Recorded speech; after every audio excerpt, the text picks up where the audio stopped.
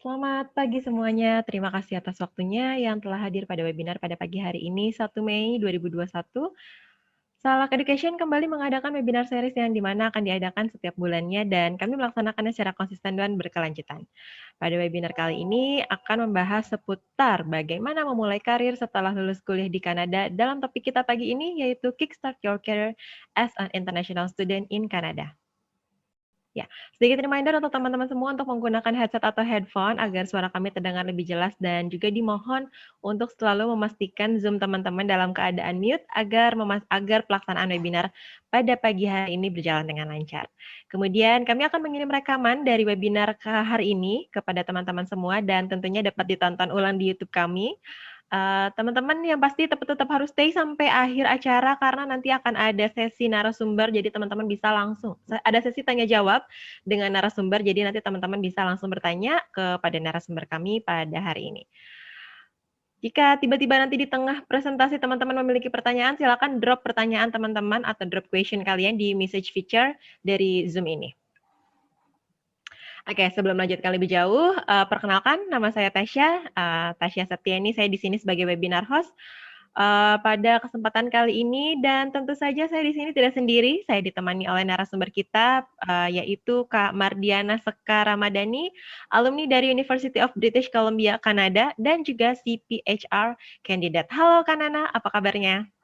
Halo semuanya, makasih Mbak Tasya. Alhamdulillah baik. Mbak Tasya apa kabar? Baik juga, terima kasih Kak Nana atas waktunya. Dan di sini juga ada Kak RH yang sudah lama membantu Indonesian student yang akan berangkat dan juga yang sudah ada di Kanada. Halo Kak RH, mungkin nanti boleh sedikit cerita untuk pengalamannya? Iya, terima kasih Tasya. Oke, thank you. Dan di sini juga ada Pak Wahyu, salah satu konselor senior kami. Halo Pak Wahyu. Halo, selamat pagi. Halo, Iya. selamat pagi. Terima kasih Pak Wahyu dan Kak RH nanti mungkin bisa membantu untuk menjawab beberapa pertanyaan dari partisipan kami pada pagi hari ini. Ya, agenda pagi ini akan dimulai dengan perkenalan dari narasumber kita, lalu dilanjutkan dengan informasi dan memberikan informasi panduan dan tips-tips dari narasumber. Kemudian nanti akan dilanjutkan untuk sesi tanya jawab. Jadi silakan teman-teman untuk yang ingin bertanya bisa langsung drop question-nya di message feature. So, tanpa menunggu waktu lama, mari kita langsung mulai saja. The stage is yours, Kanana. Oke, selamat pagi semuanya. Semoga semua sehat sejahtera. Terima kasih Mbak Tasya dan RH udah mengundang sebagai narasumber hari ini. Perkenalkan nama saya Mardiana Sekar Ramadhani, tapi bisa dipanggil short as Nana. Saya alumni dari UBC, graduate dari tahun 2017, major saya biology. Sebelum waktu saya ke Kanada, saya datang tahun 2012 masuk ke Columbia College. I did a UT program 1 tahun di college, and then transfer ke UBC tahun kedua. And sekarang saya kerja di Human Resources. Setelah saya lulus, saya kerja di small tech companies, Metasoft dari 2017 ke 2019, and then saya transfer ke pekerjaan saya sekarang di MNP. MNP adalah salah satu accounting firm terbesar di sini setelah the Big Four. It's born and made in Canada. Pertama saya kerja di HR consultant, and sekarang saya transfer untuk kerja internally di MNP dari Januari tahun ini. Saya juga dalam voluntary basis bekerja sebagai career coach di Columbia College, membantu international students to get there to their career career exploration and also job hunting di Vancouver. Okay, next Mbak Tasya. RH dan saya bekerja sama, kita punya consulting namanya SNA, gabungan dari nama belakang kita, Sekar Ramadhani dan Andika. Apa yang kita berdua kerjakan ini adalah kita membantu international students dan juga newcomers yang datang ke Kanada yang sama sekali tidak ada experience untuk gimana sih job market di Kanada itu. Jadi kita ngebantu mereka dari mulai dari career planning, terus review resume dan cover letter, gimana cari-cari navigasi apa aja job board yang terkenal di Kanada sini.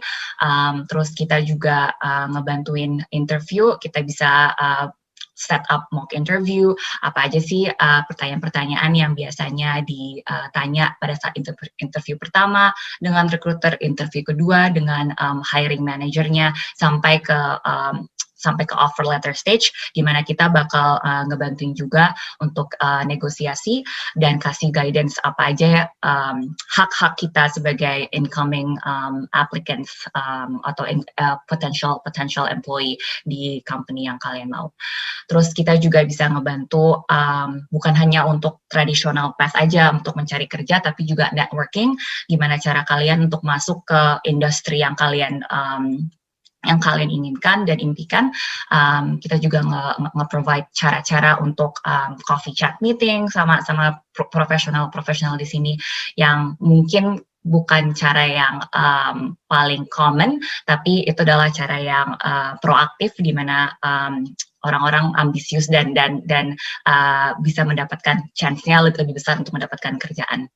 Next, Mbak Jadi Tasya. cuman sebelum next mungkin cuman cerita aja dulu kenapa sama Nana kepikiran ngerjain ini, karena waktu kita jadi international student juga kita ngalamin bukan betapa sulitnya sih, challenge yang spesifik kepada international student yang naturally diajarin ketika kita kuliah. Soalnya kan orang-orang yang dapat kuliah itu kebanyakannya experience-nya cuma sama mahasiswa lokal, dan banyak gitu yang tailored buat masalah-masalah yang spesifik sama international student. Soalnya kan ketika nyampe di sini tiba-tiba harus interview bahasa Inggris, ketika tiba-tiba harus tahu apa sih yang harus diomongin, ketika nyampe di sini harus tahu apa sih culture-nya di sini gitu, dan banyak nuance apa ya bahasa Indonesia, tapi kayak banyak hal-hal gitu yang kayak nggak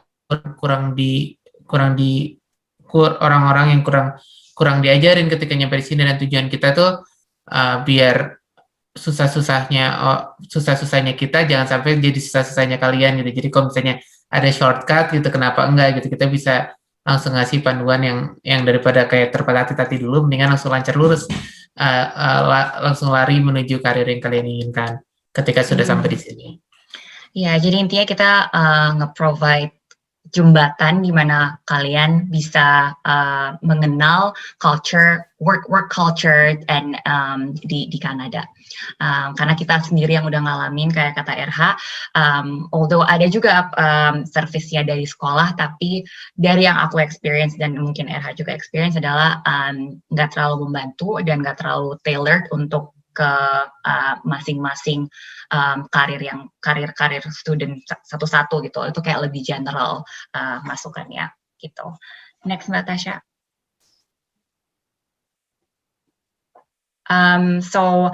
Jadi ini yang typical proses orang-orang, traditional proses yang kayak tadi aku udah jelasin, dan juga yang bakal mungkin di-provide sama sekolah-sekolah tujuan kalian.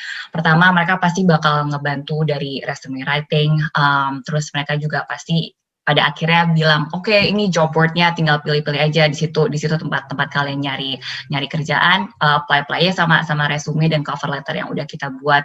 Dan kadang-kadang job board-nya yang di sekolah ini, mereka sangat fokus ke nilai, bagaimana transkrip kita, nilai transkrip, terus itu aja sih yang mereka consider. Not only itu mungkin nggak terlalu translate ke bisnisnya pada nantinya, cuma ada plus minusnya juga di kalau misalnya mau cari kerjaan dari student job board. Dan aku ngelihat ini sangat-sangat karena aku kerja di HR, aku punya experience di mana sebenarnya grades itu nggak semuanya gitu loh. Ada hal-hal lain yang patut difaktorin, bukan cuma grade ya A aja atau kayak A+ atau GPA 3.5 atau 4.0.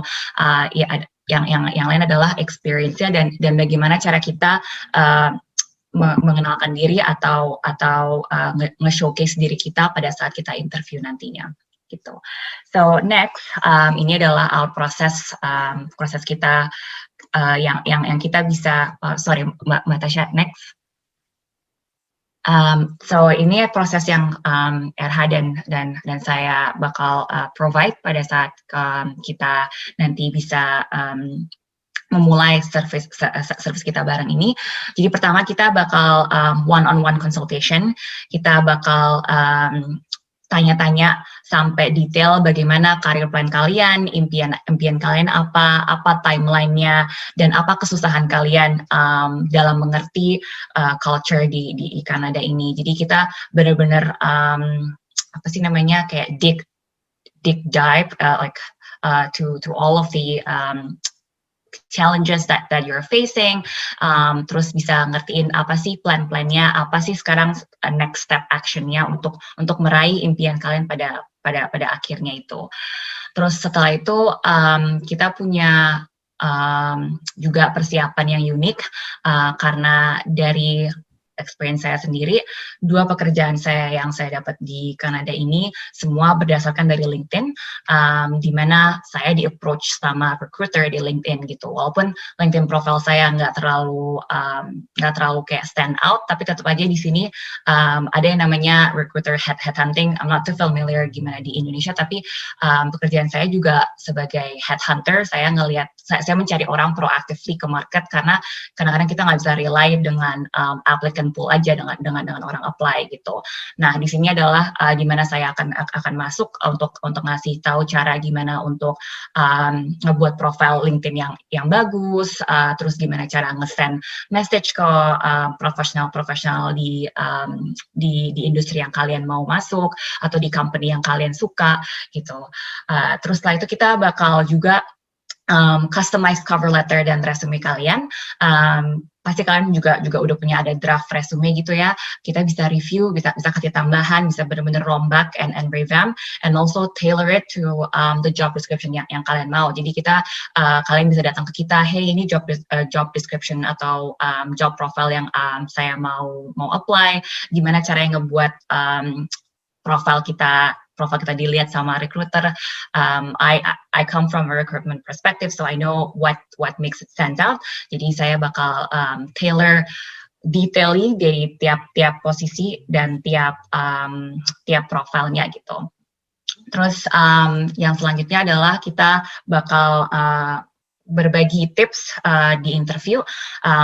Salah satu klien kita udah siapin interview pada saat bersama orang HR-nya, terus pada saat interview bersama hiring leader-nya yang lebih technical, kita bisa gali bersama dan juga nge-provide mock interview yang tadi saya udah bilang. Kita pasti bisa kapan aja di kontaknya, even kayak a day before the interview kita bakal do the mock interview if need be. Terus ya flexible schedule lah pokoknya. Terus yang terakhir adalah building portfolio for relevant career. Jadi maksudnya ini adalah saya dari HR, RH, dari aviation, and juga project management, dan kita juga punya network di sini yang bisa kasih bantuan gimana sih, misalnya kalian mau masuk industri apa, kita bakal cari expertnya di mana dan pick their brain and also share that with you, so you kind of know what to expect and to also prepare yourself to what to do to get into that industry gitu. Jadi kita bakal bantuin misalnya kayak networking event, apa sih yang mesti ditanya, dari mana sih sumbernya, apa yang mesti dipersiapin gitu supaya bisa lebih it's easier for you to get the foot in the door to know someone in the industry gitu. Jadi perbedaannya again summary aja dari yang typical process sama our process, kita bakal lebih tailor to what you actually need and what you actually like what your goal is, and we will implement that to the career plan together gitu. Buat nambahin dari Nana, buat memperjelas poinnya di sini adalah kebanyakan orang ketika nyampe Kanada mereka kurang tahu nih kayak sumber-sumber kerjaan yang tidak tradisional gitu kan, kebanyakan cuma lihat job posting dan apply gitu, padahal banyak cara buat bisa strategize gitu, kayak gimana, ada cara lain di luar job posting yang ada. Salah satu contohnya misalnya nge-build portfolio. Kan misalnya kamu pengen masuk marketing, rekomendasi yang aku bakal bilang adalah ya udah bikin blog tentang marketing, tulis semua yang kamu tahu tentang marketing.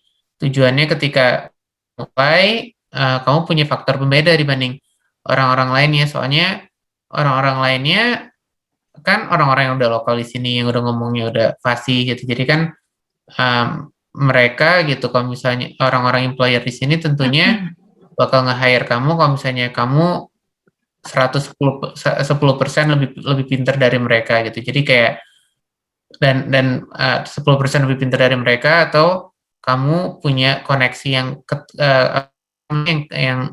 dekat dengan calon bos kamu. Makanya banyak cara-cara di sini yang tidak tradisional, dan tapi emang harus dilakuin gitu buat menuju sukses. Kalau biasa-biasa aja dan apalagi nggak punya teman di sini, nanti sulit karirnya. Jadi kita bikin proses ini biar ketika kamu nyampe gitu kayak kamu langsung bisa mulai. Kan di sini ada yang kuliahnya cuma setahun gitu kan. Padahal kan dalam 1 tahun tiba-tiba harus belajar budaya baru, harus belajar bahasa baru, kan nggak mudah. Jadi memang harus mulainya dari sekarang banget gitu, bahkan ketika sebelum berangkat. Yeah, so we're gonna help you get out from your comfort zone, doing something that is out of the ordinary, but we will give you some tips and guidance to get you out there, and we'll be assisting you along the way gitu maksudnya. Next, Mbak Tasha. Terus ini tips dan guidance-nya aja, really quickly. Pertama, benar-benar ngerti apa role yang kamu mau, bukan cuma company aja, tapi benar-benar deskripsi jobnya yang kamu mau, dan dari title itu apa sih artinya, kerjaan apa sih yang kamu mau. Jadi dari situ udah jelas, karena kamu tahu goal pada akhirnya apa, kita bakal walk trace back gitu, apa yang mesti dilakuin step by step.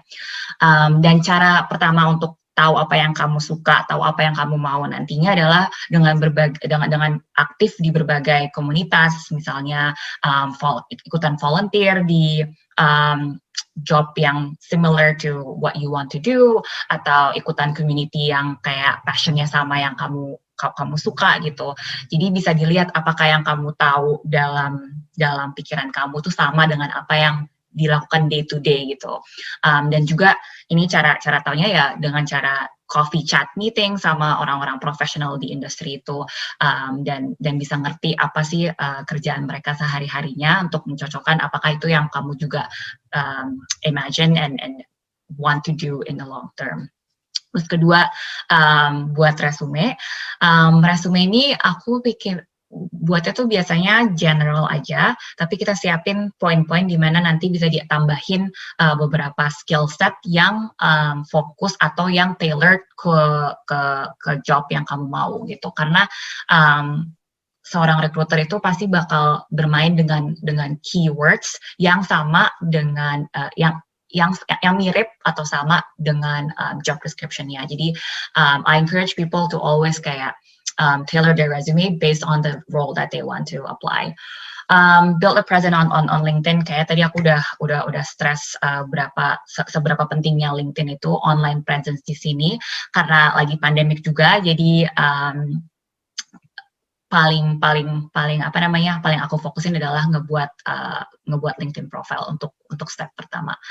And then learn useful interview techniques. There's a lot of resources kayak di website, atau bisa juga dengerin podcast gimana cara nge-build confidence, how to articulate your thoughts well, gimana caranya flow interviewnya bagus, dan nada suara kita juga di-consider pada saat interview.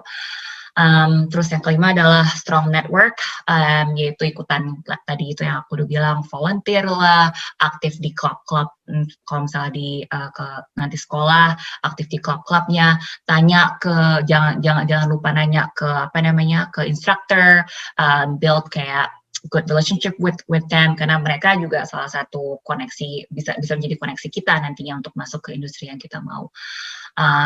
Udah sih gitu aja, dan improve your communication skills in English early by temenan sama orang-orang yang non Indo mungkin. That could be one thing. And then second, there's also a program called apa ya namanya programnya yang kayak jadi salah satu program yang ada di sini namanya Toastmaster. Itu kayak program yang istilahnya adalah melatih kamu untuk bisa comfortable ngomong public speaking di sini gitu. Dan ini tips yang Nana sharing ini powerful banget gitu, kayak salah satu yang biasanya jadi masalah orang Indonesia nyampe di sini adalah temenannya sama orang Indonesia aja, sehingga ketika udah baru setahun, baru 2 tahun, Inggrisnya masih gak bagus-bagus gitu. Apalagi kan karena sebenarnya ada bedanya antara Inggris yang dipakai di pelajaran sama Inggris yang dipakai di ketika ngomong, dan juga Inggris yang dipakai di setting profesional. Dan karena ada perbedaan ini, biasanya kalau misalnya terlalu nempelnya sama orang Indonesia aja, nanti yang terjadi adalah tidak nangkep ketika apa sih bahasa Inggris yang harus dipakai ketika di setting profesional ataupun di setting bukan kuliah. Jadi penting banget gitu, kayak cari kesempatan di mana bisa either nyari teman yang bukan, nggak apa-apa temenan sama orang Indo juga, tapi yang balance gitu, jangan 100% temennya orang Indonesia doang. Jadi cari teman yang orang, kalau bisa orang lokal, dan juga cari kegiatan yang ngasih exposure ke komunitas lokal. Dan yang ketiga juga kayak ikutin Toastmaster, soalnya berguna banget ya. Ini kayak waktu itu dulu aku pernah ikutan dan lumayan membantu bikin jadi pede ngomong sama orang lokal di sini. Ya, gitu deh. So that's the tips and guidance. Next, Mbak Tasha. Networking tips. Ini salah satu program di mana yang kita RH dan aku sangat push our students to do, karena sangat important, apalagi kita yang nggak ada kenalan di sini, nggak ada orang dalam istilahnya gitu. Jadi emang effortnya harus ekstra, apalagi kita baru di negara ini. Jadi harus mengenal, harus berani masukin diri gitu loh, kayak mengenalkan diri kita sendiri ke orang-orang yang udah experts di industrinya. So gimana caranya? Kita mulai dari LinkedIn. Kita bisa send connection request, dan pada saat send connection request, I would highly suggest untuk bukan cuma asal connect aja, tapi masukin beberapa kalimat di mana kayak kalian nge-introduce diri kita sendiri. Dan di sini orang-orang lokalnya sangat-sangat open untuk kalau misalnya ada students lah, atau kayak someone who wants to learn about their industry, about like their profession, itu benar-benar aku ngerasa sangat-sangat open, dan aku juga sering banget kayak di send message sama orang, dan kita biasanya kayak coffee chat sekitar 15 menit to 30 minutes. Nah, pada saat itu question yang harus kalian yang siapin adalah, pertama, ini adalah bukan cuma buat ngebantu kalian aja, jadi kalian jangan kayak terlalu nge-sell diri kalian. Ini dimana kalian ngebuat orang si profesional orang ini ngerti gimana interest kamu, dengan cara kamu bertanya terus tentang kegiatan mereka, pekerjaan mereka gitu. Jadi pertama dimulai dengan introduction kalian sendiri, kira-kira 30 second lah, nama siapa, lagi ngapain sekarang, kerja di mana, atau ke sekolahnya apa, dan apa goal kamu, dan kenapa kamu interested untuk ngomong sama orang ini. Terus kalian bisa nanya, jadi gimana day to day di company kamu kerjanya apa sih, kayak responsibilities-nya apa aja gitu. Terus apa yang kamu suka dan gak suka dari kerjaan itu, what kind of skills that you need, kayak apa yang kamu siapin dulu pas di sekolah, apa yang kamu ngerasa kurang pada saat kamu kerja sekarang, dan you wish you would learn in school sebelum masuk ke kerjaan, and what did you do differently than other people, kenapa kamu ngerasa kerjaan ini kerjaan yang kamu mau ambil gitu.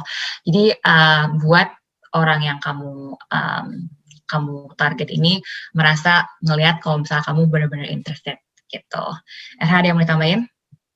Iya, jadi salah satu kenapa networking ini penting, soalnya mungkin kalian juga pernah dengar gitu kayak sukses itu bukan dari sukses itu kan macam-macam gitu, tapi biasanya kayak salah satu faktor penentu adalah orang-orang di sekitar kamu gitu. Jadi ketika kamu mulai networking, cari kenalan, dan nggak cuma kenal sama orang, tapi juga actually build relationship along the way gitu, kayak sehingga orang-orang yang kayak kamu kenalan bakal jadi supporter kamu ketika kamu mulai hiring. Itu penting banget gitu, soalnya ini ngebedain antara antara kamu keterima atau enggak gitu, kayak seberapa seberapa disukain sih kamu sama orang itu gitu. Jadi kayak nggak cuman sekedar ini yang saya butuhkan dari kamu, tapi juga ini yang saya bisa offer ketika saya join perusahaan kamu, dan juga dan ini juga biasanya networking ini bukan cuma sekali terus beres, tapi ini biasanya yang terjadi tuh sekali kamu ngobrol sama orang, terus udah gitu kayak berapa bulan kemudian kamu nanya kayak apa sih yang harus saya lakuin dari bulan ini sampai bulan sana gitu, terus kamu lakuin, ntar kamu balik lagi ke dia, oh ya saya udah ngelakuin ini, terus apalagi sampai nanti di step yang dimana ketika dia udah ngerasa kamu ngelakuin semua yang dilakuin, kan nanti kayak kamu bilang kamu, oh ya udah saya mau kerja di sana, kan dia udah nggak bisa bilang enggak, soalnya kamu udah ngelakuin semua yang dia minta. Yeah, I guess a follow up to that kayak be specific juga apa job yang kamu interested. Jadi mereka juga kayak oke nih bisa fokusin guides and tips ya di situ gitu. And kayak Erha bilang follow up terus, maybe nggak kayak the next day langsung, tapi mungkin kayak tiap bulan sekali, atau kayak pas kita updatein mereka atas progress kita gimana gitu, dari conversation yang kalian dapat dari si orang ini dari LinkedIn. Terus next Mbak Tasha.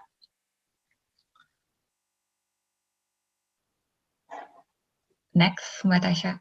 Ya, jadi ini ada example aja sebentar buat resume.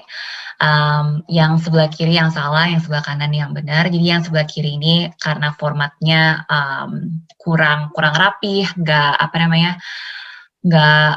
nggak satu alignment gitu kan, ada yang right adjustment, ada yang di tengah-tengah, terus dates-nya juga biasanya kita nggak sampai ke tanggal, lebih baik ditaruhnya seperti yang di kanan itu, dari bulan sampai bulan dan tahun, terus biasanya ditaruh di sebelah kiri atau sebelah kanan, dimulai dari title, company, dan summary of the duties that you have at that time, terus ditambahin juga dikit-dikit kayak skillnya apa sih, skillnya ini itu yang bisa di-tailor dengan job description yang kalian mau apply.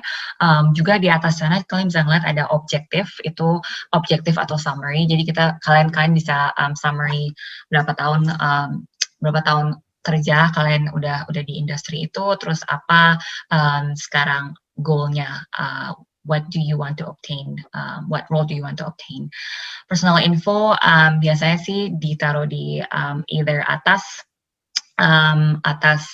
as a header, atau kayak di samping itu personal infonya bisa ditaruh nomor telepon, email address. Sometimes address kadang-kadang nggak perlu karena ada maybe concern with privacy, tapi yang paling penting adalah address dan phone number.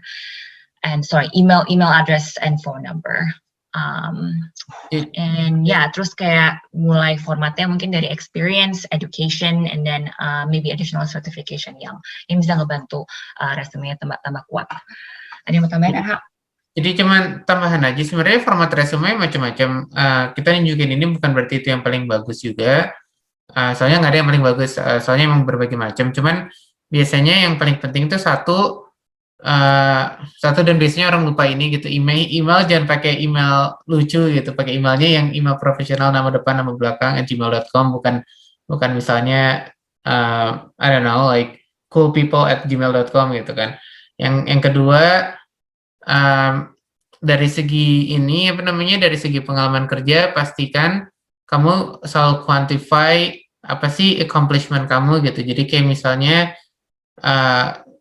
kamu jangan bilang kamu responsibility-nya apa, tapi apa suksesnya kamu di situ gitu, dan kalau bisa ditulis di angka. Jadi kayak misalnya kamu orang sales ya, kamu bukan bilang saya di posisi ini pernah jualan, tapi bilangnya lebih kayak di posisi ini saya berhasil jadi top 10 sales people in the company gitu. Jadi kayak selalu berusaha nunjukin ininya apa namanya, hasil-hasil karya suksesnya.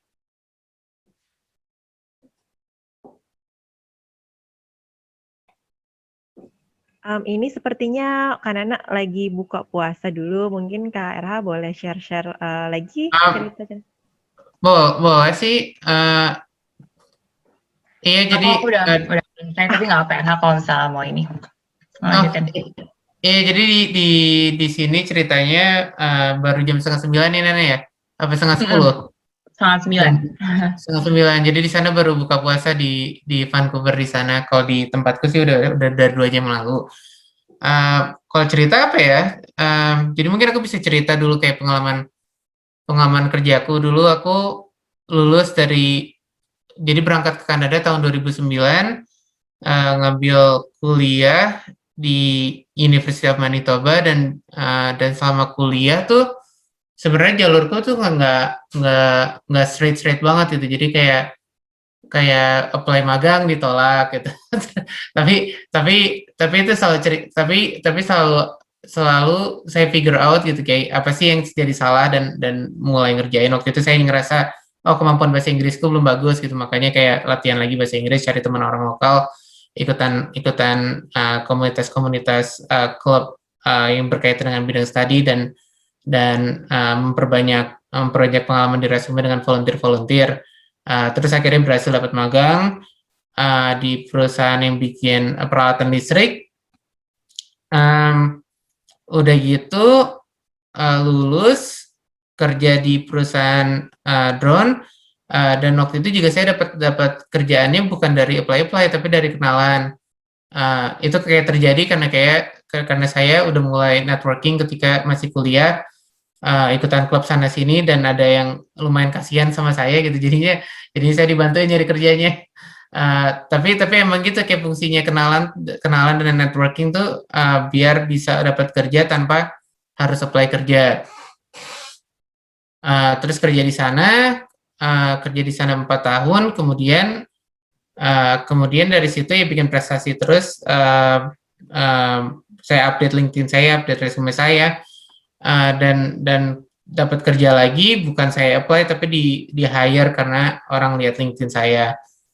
Jadi yang Nana bilang tuh semuanya benar semua, itu kayak perbaiki bahasa Inggris dari awal, ikutan klub, ikutan networking, update LinkedIn, itu kayak semuanya terjadi semua sama saya, dan emang karir saya tuh kayak dari situ semua gitu. Kayak mungkin saya yang sial gitu, tapi tiap kali apply sendiri gitu nggak pernah berhasil gitu.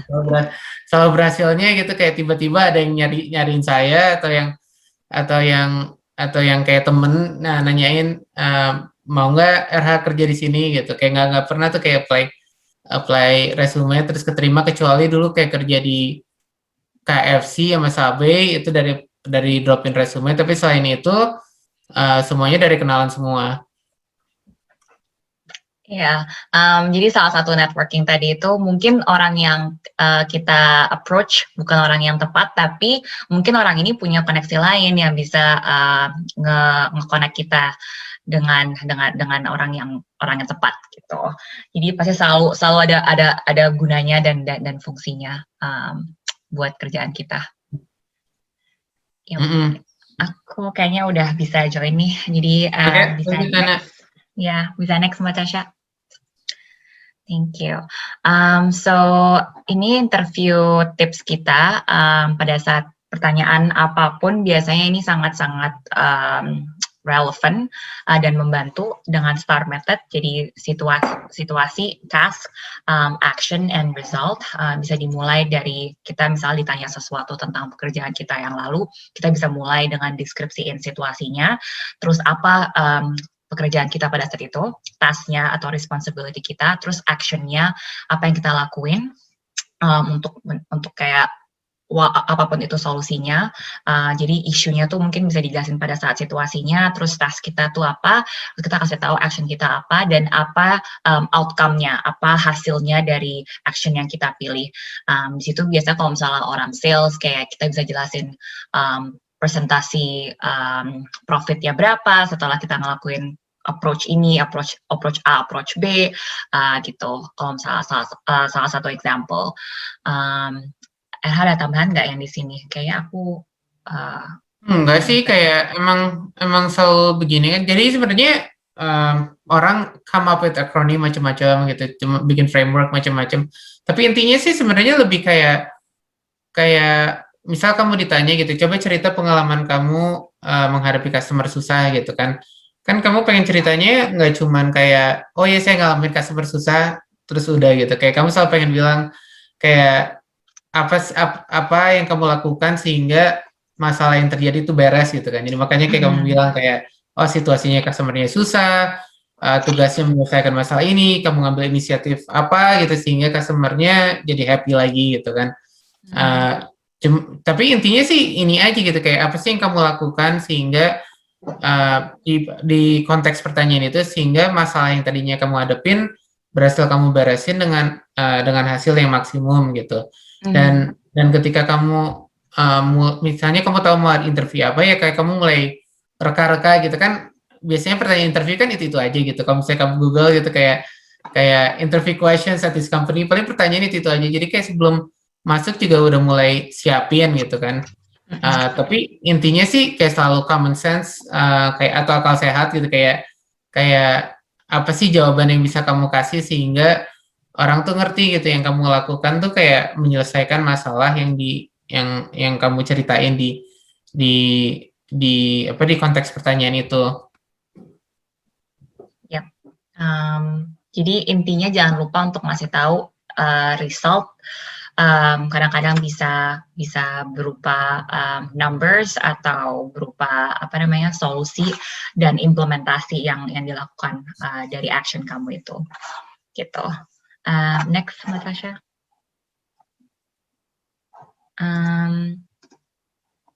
Jadi finding a part-time job bisa beberapa cara ya, kayak tadi RH salah satunya ngedrop resume, itu juga masih salah satu metode yang dilakukan sekarang. Ada juga cara kita ke job board. Dua job board yang terbesar di Kanada ini adalah Indeed dan LinkedIn. Ada beberapa yang lain, tapi traction-nya atau list of jobs-nya nggak terlalu besar seperti Indeed dan LinkedIn. Ada juga enaknya LinkedIn itu kalian bisa customize dengan jarak company yang kalian mau kerja, terus bisa juga di customize berapa salary-nya yang kalian mau, jadi sesuai dengan goal kalian gitu. Terus cara lainnya juga adalah yang tadi kita udah discuss, masuk ke industrinya dengan networking, jadi ikutan different clubs at your choice of schools, atau kayak ikutan volunteering activities, kenalan sama orang-orang yang key players in the industry atau di company yang kalian mau, and then aktif di school clubs juga gitu. Next, Mbak Tasha. So ini hanya rangkupan dari yang aku experience dan RH juga experience. Apa sih sebenarnya yang dicari dari employer itu di Kanada? Dan kalian bisa ngeliat yang paling terakhir adalah good GPA aja. Jadi jangan takut kalau misalnya GPA-nya kurang lah, atau pada saat itu semesternya jelek nilainya. kita bisa again coupled with experience, jadi kalian bisa cari part-time experience outside school atau volunteering juga, jadi yang bisa ngebantu untuk ngebuat resume kita lebih apa namanya stand out gitu. Jadi pertama good attitude, orang di sini suka apalagi kalau misalnya kita newcomer who is open minded, who wants to start from the bottom and build their way up, karena mereka suka orang-orang yang kayak malah very green. Karena bisa lebih gampang dikasih trainingnya gitu. Terus kedua culture fit, itu lebih kayak gimana cara kita ngerepresentasiin diri kita sendiri sih. Again, ask questions back, itu pada saat interview itu bukan cuma one way conversation aja, mereka nanya ke kita, cuma kita juga harus bisa engage to the conversation, kayak ask the weather, ask what they did in the weekend gitu loh, kayak basa-basi lah intinya gitu. Jadi bisa dilihat gimana cara kita berkomunikasi in general day to day. Terus communication skill, again, setiap role pasti ada level communication skillnya, tapi untuk kita sebagai international or newcomer di Kanada, communication skill is something that they value the most. You don't need to speak fluent or gak ada aksen, itu nggak bakal terjadi karena Kanada tempat di mana immigrants datang, so they're very open to kayak different languages, kayak semua orang pasti at least bisa ngomong dua bahasa gitu, English and another language. Jadi excellent communication skill di sini adalah writing skills, terus gimana cara kita verbally communicate gitu, kayak tadi engaging in the conversation, and be and provide, not provide but showcase a professional manner gitu pada saat kita ngerepresentasiin diri kita sendiri. Canadian experience juga sangat-sangat penting, makanya aku juga nge-encourage orang-orang untuk ikutan part-time, even though kalian mungkin nggak punya experience yang sama di industrinya, tapi Canadian experience itu sangat-sangat didahulukan dengan dibanding orang-orang yang nggak ada Canadian experience sama sekali. So even part-time job itu sangat-sangat berguna. And then unique skills of our expertise, it's the passion that you have, and the area that you want to build yourself into. So go out there by like volunteering, kayak go talk to experts and understand what type of kayak activities that can enhance your skill set di situ gitu. I think that's it for me. Ada yang mau tambahin nggak? Salah satu hal lagi, mungkin ini masuk ke good attitude, cuman kayak berapa kali ngomong sama orang di sini yang hiring, mereka juga ngerasa penting banget gitu buat lihat energy level kandidatnya gitu. Jadi kayak nggak tahu, mungkin ini kayak is a new thing gitu, tapi kayak belakangan ini makin sering dengar gitu, kayak kalau misalnya one thing they're looking at is energy level gitu, kayak tapi kayak apa sih energy level tuh, kayak jadi misalnya ketika ngomong kayak harus kelihatan gitu energinya, excitementnya gitu, kayak senyumnya, sumringahnya gitu, kayak betapa excitednya gitu belajar tentang industri itu. Soalnya dari yang saya dengar gitu, kayak pada bilang semua orang tuh biasanya kerjaan apa tuh bisa sama orang diajarin gitu. Yang ngebedain itu kan kayak energy level, kayak get things done, terus kayak pengen pengen selalu deliver value gitu. Itu kan yang biasanya bedain orang. Jadi itu satu. Yang kedua, yang seperti Nana bilang, communication skill nggak harus nggak punya aksen, tapi penting banget buat bisa ngekomunikasiin ide kamu atau apa yang kamu pengen sampaikan dengan jelas gitu. Jadi kayak penting banget ketika nyampe langsung work hard on your communication skill, because it wasn't easy for me. It honestly wasn't easy, tapi kayak with time and effort, you can make it happen. If I can do it, then everyone can do it, right? Yeah, I think that's it from us. I think we're gonna have a Q&A session, Mbak Tasha. Oke, terima kasih banyak Kak Nana dan Kak Hera atas penjelasannya. Ini kita semua jadi dapat wawasan dan ilmu baru lagi nih, apalagi tentang HR, tentang employee. Kayaknya masih di Indonesia masih banyak.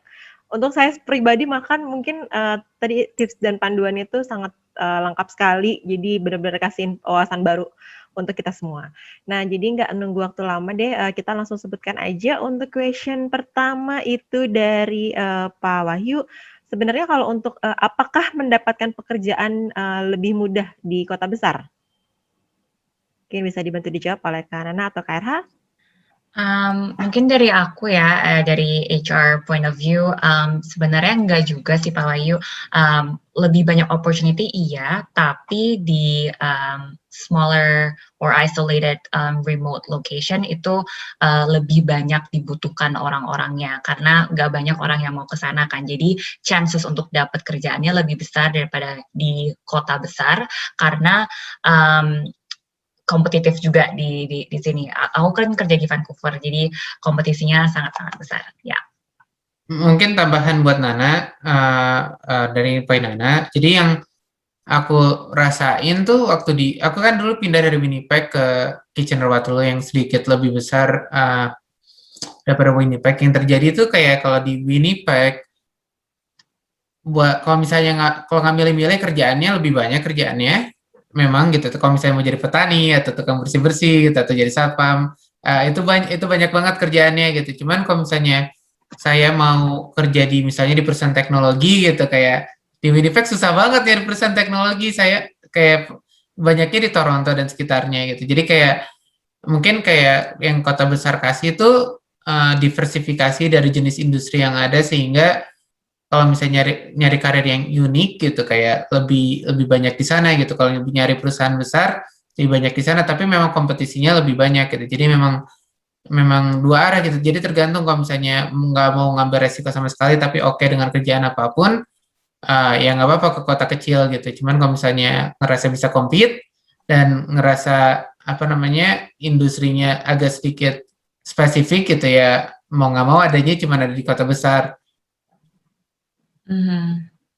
Dan juga patokan saya tuh biasanya ada website Job Outlook Kanada. Kalau di Google gitu Job Outlook Kanada itu kayak websitenya Kanada keluar, itu bisa lihat research gitu kayak dari berapa tiap kota karirnya kayak gimana. Itu rekomend banget gitu kayak misalnya orang yang belum menentukan mau pergi kemana buat ngelihat langsung dari data pemerintah yang ada tuh kerjaannya banyakan di mana sih gitu. Soalnya kayak mungkin nursing iya banyak di kota-kota kecil gitu, tapi misalnya kerjaan seperti misalnya saya kerja di dunia drone gitu, saya nyari di kota kecilnya nggak bakal nemu gitu kan.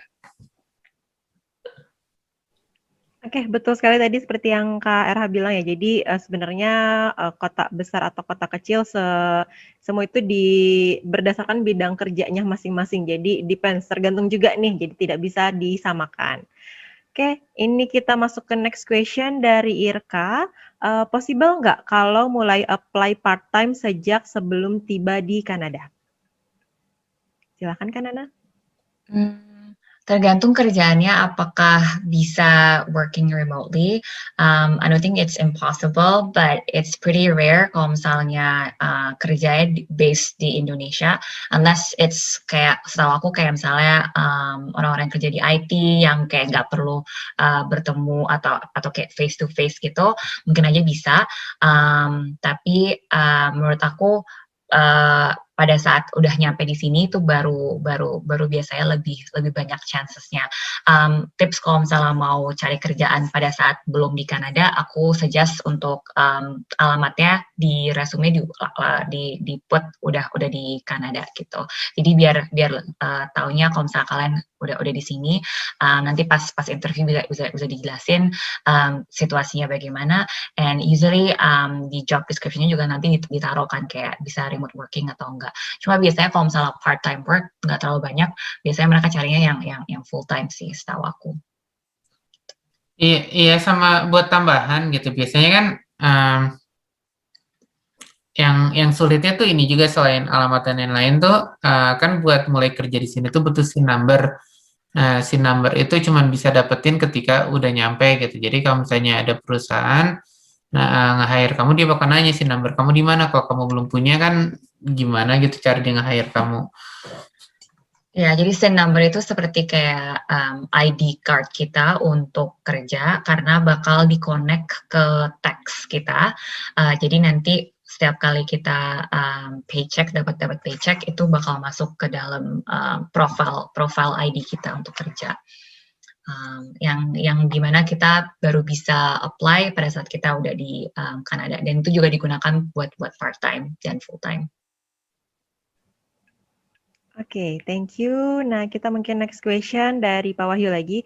Untuk memilih jurusan studi, apakah perlu melihat jenis pekerjaan yang paling besar opportunity-nya di masa depan? Erha mau duluan nggak? Boleh. Jadi sebenarnya kalau buat milih studi kan dua arah ya. Satu dari minat, satu dari kemungkinan kayak prospek kerjanya gitu kan. Jadi kan misalnya kan kayak saya bisa bilang gitu kayak mau kerjaan apa, mau karirnya apa gitu. Kalau misalnya nggak ada pilihan, saya selalu rekomendasikan kan jadi software developer aja gitu, gajinya banyak gitu, kayak kerjaannya banyak banget gitu. Cuman kan tergantung minat juga. Jadi harus balance gitu. Cuman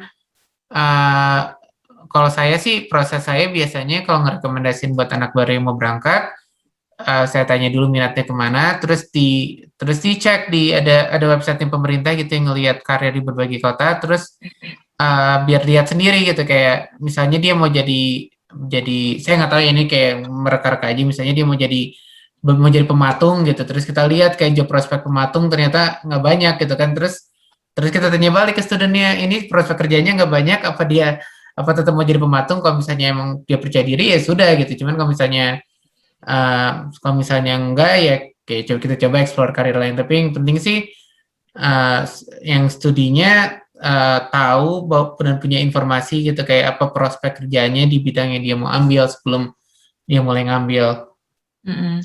Untuk tambahan aja, I think it's always good to walk to trace back our actions based on kayak goal kita apa, dan goal itu kayak tadi Erha bilang tergantung dengan passion kita, minat kita apa, dan kerjaan yang kita mau. Kita nggak mungkin kayak pilih sesuatu yang kita nggak bakal suka in a long term gitu loh. Jadi misalnya kayak tadi Erha salah satu contohnya pematung, aku bisa ngasih salah satu misalnya agriculture. Agriculture di Kanada sangat-sangat difokuskan ke Saskatchewan karena itu emang flat line. Jadi misalnya ada orang mau ambil agriculture, you can take it anywhere, you can take all the degrees di mana aja. Cuma ntar pasti fokusnya orang-orang kerjanya di Saskatchewan. Unless kalau misalnya kita mau bekerja di consulting, di path yang berbeda, bukan yang kerja hands on dengan marketnya, tapi mau di bidang consulting itu bakal beda cerita, misalnya seperti itu. Oke, thank you untuk answer-nya. Kita next question dari Nicholas. Can you tell us more about working culture in Canada? Working culture in Canada, I think majority of companies here, they're pretty laid back, meaning I don't know about Ontario, Erha, tapi kalau misalnya di Vancouver orang-orangnya they really value work-life balance, and Vancouver juga salah satu kota yang paling warm, and there's lots of kayak outdoor activities, so we always incorporate our work life with some kind of activities outside work gitu together, misalnya snowboarding, hiking together, or like doing some activities in the water, kayak ke beach bareng-bareng gitu. Jadi seru sih, tapi juga di sini banyak komunitas imigrannya, so they're very open with diversity and inclusion. Terus apa lagi ya, and mereka benar-benar open juga dengan opinion kita, even though kita termasuk maybe you feel like you're an outsider, they still value our opinion. Dan yang aku rasa pada saat aku transisi kerja di MNP, like one of the biggest corporate companies di Canada, even though I don't come with an HR background, terus aku juga aku kayak salah satu non-Canadian di tim aku, aku dari Asia ngerasa kita di teach untuk kayak apalagi orang-orang baru kita di teach kayak supaya selalu nunduk kayak just to say yes gitu kayak diem-diem aja kayak jangan terlalu banyak bersuara gitu kan. Tapi di sini mereka orang-orangnya malah ngelihat apa sih kalau misalnya mereka nanya sesuatu atau dalam diskusi mereka malah suka orang yang aktif, yang bertanya, yang juga kayak ngasih masukan, opini dan ideas gitu loh, yang bisa walaupun argumennya nggak sama, mereka tetap value itu. Jadi kayak ada open discussion together. Gitu. Iya, kayak mungkin tambahan sedikit gitu kayak di sini lumayan laid back. Jadi kadang-kadang tuh aku kayak kadang-kadang komplain, aduh kerjaan sibuk banget tuh gitu. Tapi istri aku kan dulu kerja di Indonesia juga gitu. Cuman tiap kali aku komplain gitu, aduh kerjaan sibuk banget gitu. Aku selalu nanya, aku selalu ingat cerita dia gitu kayak dia pulang jam 7 malam. 7 malam terusnya naik bus ke rumah nyampe jam 9 malam terus berangkat lagi jam 5 pagi gitu. Kayak kayak kayak ngerasain itu beda jauh gitu kayak di sini kayak kerja mulai jam 9 beres jam 5 tapi yang diminta buat efisien banget gitu. Jadi kayak kayak diminta buat efisien dan diminta buat buat apa namanya kalau kerjaan desain pada deadline A gitu ya diberesin gitu. Jadi kayak di sini tuh kayak menghargai banget waktu gitu sehingga semuanya dituntut buat jadi efisien. Yang penting tuh reliable dan kalau dikasih kerjaan ya diberesin gitu. Kayak pada hari itu juga bukan ditunda buat berikutnya. Soalnya kan kalau nggak kebawa ke rumah ya sama aja gitu jadi kayak Indonesia lagi gitu.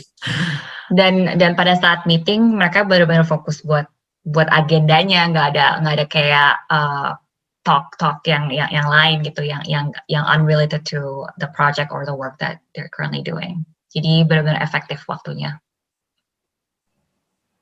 Oke, sepertinya sudah ada cukup bayangan nih kalau misalkan nanti teman-teman udah selesai studi di Kanada, nanti udah ada bayangan kalau misalkan work as a team itu sudah kayak gimana nih dari cerita dari KRH sama Kak Nana. Oke, kita next question dari Pak Wahyu lagi. Bagaimana cara mendapatkan SIN number? Apakah sulit? Nah, ini mungkin bagi student-student yang mau berangkat nih, bisa dikasih tipsnya, silakan.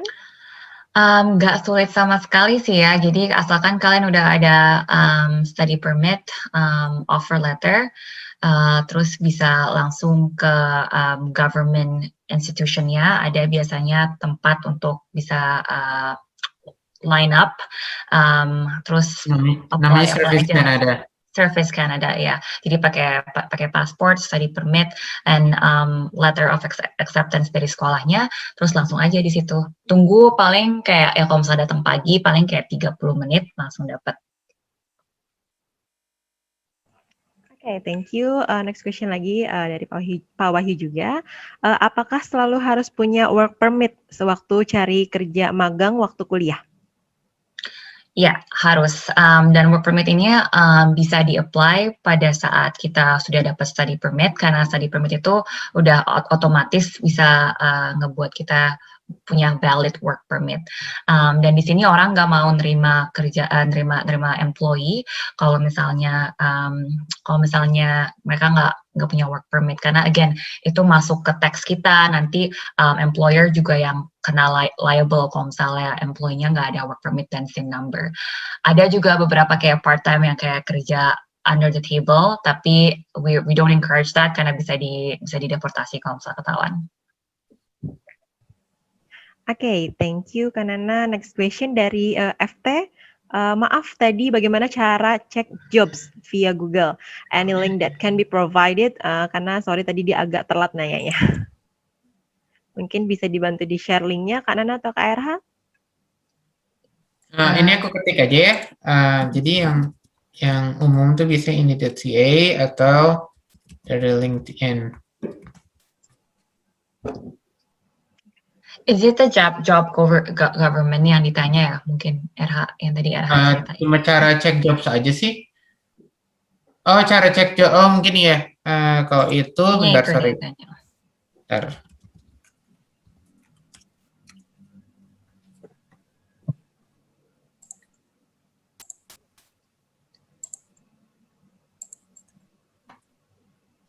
Iya, jadi link ini adalah trend analysis atau kayak analisa data dari kayak berbagai macam jenis kerjaan yang ada di sini. Jadi kayak kelihatan gitu misalnya di Ontario nursing butuhnya berapa banyak, di BC software developer butuhnya berapa banyak. Oke, thank you Kak Erha untuk informasinya. Ini sebenarnya saya sendiri sih yang ingin bertanya, beberapa student kan Kak Nana nanti kan mungkin akan studi di sana, ada yang pengen sekalian co-op. Sebenarnya kalau co-op sendiri itu ada interview session-nya juga nggak sih sama seperti kita interview job juga pakai gimana? Iya, jadi co-op juga ada proses rekrutmennya itu mulai dari resume, cover letter, terus nanti interview pertama 10-15 menit sama recruiternya, and then an hour interview dilanjutkan dengan hiring manajernya. Kadang-kadang ada juga second interview sama potential team member, jadi supaya to assess the culture fit sama timnya kan, apakah cocok atau enggak. Terus baru nanti cover letter. Jadi sama benar-benar karena co-op kan memang kayak sebagai latihan untuk dunia aslinya kan ya. Jadi itu caranya kita mempersiapkan student ke real life work, gimana caranya gitu. Jadi biasanya kalau program co-op yang terjadi itu kan bakal ada mulai job posting dari kampus gitu, dan biasanya mulai ada career prep dari kampus gitu. Jadi memang kebanyakan biasanya co-op memang bukan pasti dapat, tapi harus berjuang juga nge-apply-nya, dan tapi programnya tapi doable gitu. Kebanyakan sih teman-teman saya pada dapat semua ujungnya, cuman banyak perjuangannya dan emang harus nyiapinnya serius gitu, soalnya kan orang nge-hire ini anak magang juga nggak main-main juga di sini. Kita mereka bakal di paid juga, dan sebelum masuk ke co-op programnya mereka harus punya minimum GPA-nya gitu, ada threshold-nya. Oke, baik. Jadi sebenarnya kurang lebih untuk prosesnya sendiri kurang lebih sama lah ya gitu ya. Oke. Ini mungkin ada last question dari Irka. Kalau di Indonesia sudah punya proof of experience, berapa lama rata-rata student bisa dapat part-time setelah tiba di Kanada? Bisa langsung sih, tergantung part-time-nya kerjaannya apa. Kalau misalnya seperti di retail shop atau di restoran gitu, for sure I think you can get it like right away. Kayak aku kerja di sini, aku dapat kerjaan part-time di restoran langsung kayak minggu pertama datang ke Kanada. Jadi semua pasti bisa sih kalau misalnya mau dan ada kayak effort-nya gitu. Cuma kalau misalnya buat part-time yang spesifik ke industrinya, I think with like a good resume and then a good interview skill, I think you can get it also like in a couple of months after you finalize your kayak bank account, SIN number, work permit, ada semuanya. I think bisa kayak few months after you got here sih. Oke. Thank you Kak Nana. Mungkin yang tadi sebagai pertanyaan terakhir, mungkin untuk terima kasih banyak nih Kak Nana atas informasinya. Terima kasih banyak atas partisipasinya juga kepada narasumber kami, yaitu Kak Nana. Dan kami ingin mengapresiasi atas waktu dan kesempatan untuk membagikan ilmu baru yang kami dapatkan melalui sertifikat appreciation kepada Kak Mardiana Sekar Ramadhani, BSc, as the keynote speaker in webinar series Salak Education Consulting, Kickstart Your Career as an International Student in Canada, May 1st, 2021. Everyone, please give a virtual applause to Kak Nana. Makasih banyak ya, makasih udah diundang, dan semoga session ini bermanfaat dan kalian mendapatkan ilmu untuk dan beberapa cara untuk gimana masuk ke workforce employment di Kanada. Ini Terima kasih nambahin Nana. gitu. Makasih Pak Wahyu. Cuma nambahin, jadi kayak buat cuma nambahin, jadi buat teman-teman yang nggak tahu nih rencananya udah mau berangkat atau sudah berangkat atau gimana. Cuman kalau misalnya sudah mau berangkat gitu dan pengen butuh bantuan gitu buat nyiapin ketika sampai biar langsung siap bisa ngegebar nyari kerja dan lain-lain. Nana dan saya siap membantu gitu. Minta aja kontaknya ke Tasya, nanti kita bakal bisa dapetin kontak kalian dari Tasya dan mulai diskusi dari situ. Ya, thank you Kak RH. Jadi untuk teman-teman yang ingin melakukan konsultasi secara pribadi dengan kami setelah acara webinar ini selesai, nanti bisa langsung kontak saya secara pribadi atau bisa langsung datang ke office kita di Jalan Insinyur Haji Juanda nomor 8 Bogor.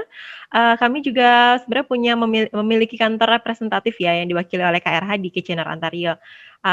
Untuk informasi atau pertanyaannya bisa di email ke info@kuliahkanada.com atau ke nomor telepon saya di 0878 2066 7883 seperti yang ditampilkan pada slide-nya nanti atau akan saya put di komen juga.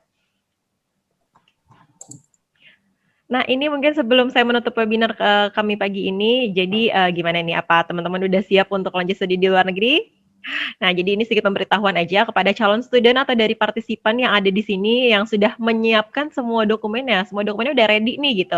Udah tinggal daftar aja. Jadi beberapa top university dan juga colleges di Kanada masih open untuk pendaftaran untuk yang berangkat September 2021. Ada University of Waterloo, ada University of Manitoba, Ryerson University, University of Saskatchewan, University of Windsor, Wilfrid Laurier University, University of Guelph, Centennial College, Seneca College, Humber College, Southern Alberta Institute of Technology, George Brown College, Niagara College, Conestoga College, Langara College, dan masih banyak lainnya lagi. Jadi teman-teman jika ada yang bertanya program apa aja sih yang masih open, silahkan nanti langsung kontak saya saja.